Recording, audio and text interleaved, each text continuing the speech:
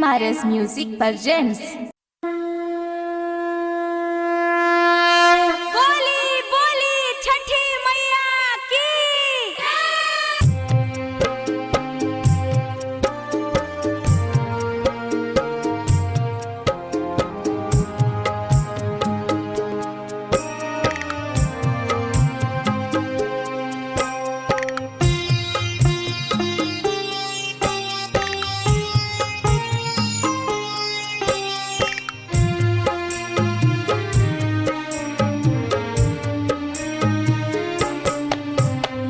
छठी मैया देई दिहली ललानावा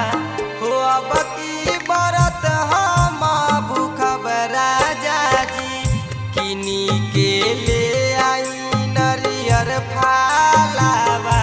हो असो कोसी हम भरब राजा जी हो अब की छठ हम करब राजा जी हो असो भरब राजा जी।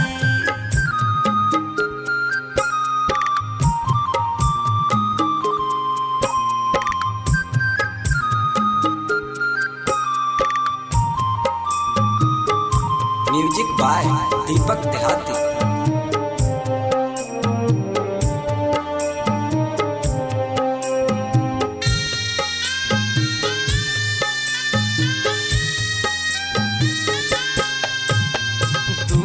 करी है छठी मैया दुख हो हमनी के मिली अब सुख हो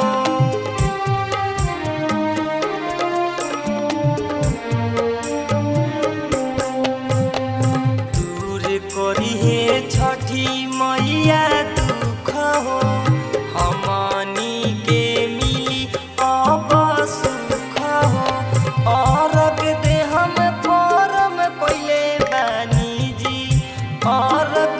हम परम कोइले बानी जी छठी मैया देई दिहली ललानावा अब की छठ हम करब राजा जी अब की कोसी हम भरब राजा जी अब की कोसी हम भरब राजा जी।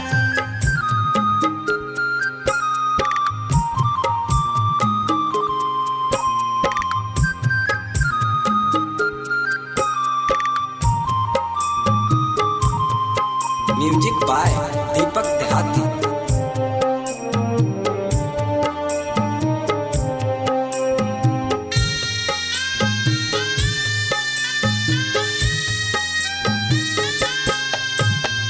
बाझिन के नाम हमरो बुताई गई जिंदगी में खुशी हमारा आई गई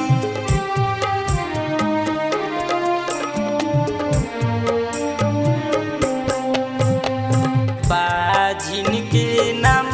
हमरो पुताई गई जिंदगी में खुशी हमारा आई गई किया बना के हुआ से डरब राजा जी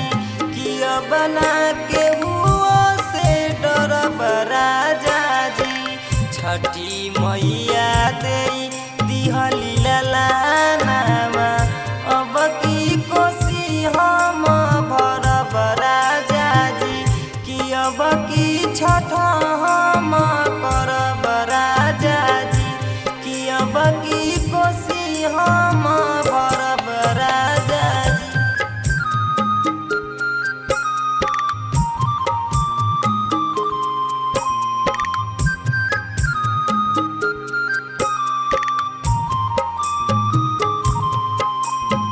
म्यूजिक बाय दीपक देहाती।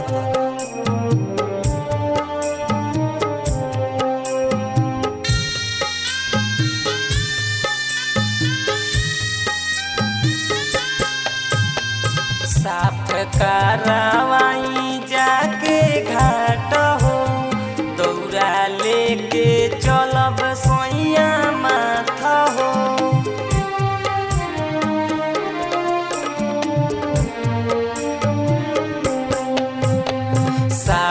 करावाई जाके घाट हो दौरा लेके चलब सोइया माथ हो शशिकांत सहेले सरौरो ध्यान धरम जी हो शशिकांत सहेले सरौरो ध्यान धरम जी छठी मैया देई दिहली लाला